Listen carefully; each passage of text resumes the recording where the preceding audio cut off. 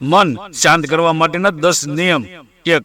તમારે કોઈ પણ માણસની ચિંતા ન કરવી જોઈએ, કેમ કે આપણે જેમની વધારે ચિંતા કરીએ છીએ ને હંમેશા એ જ લોકો આપણે સમજી નથી શકતા. 2.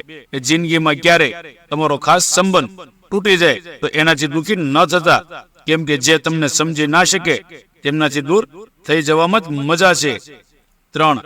જિંદગીમાં ક્યારેક તમારા ધંધામાં નુકસાન આવી જાય તો પણ દુઃખી ન થવું, કેમ કે એ તો રોજ માટેનું છે. ક્યારેક ફાયદો તો ક્યારેક નુકસાન. 4. ચિંતા ગમે તેવી હોય ને તો પણ ચિંતા ન કરવી, કેમ કે ચિંતા કરવાથી આપણા મનને અશાંતિ મળે છે. એટલા માટે હંમેશા શાંત રહો. 5. પોતાના મગજને ખાલી ન રહેવા દેશો. હંમેશા વધારે વ્યસ્ત રહેવાની કોશિશ કરો, કેમ કે તમારું મન જ્યારે જ અશાંત રહે છે ત્યારે તમે ફ્રી રહો છો.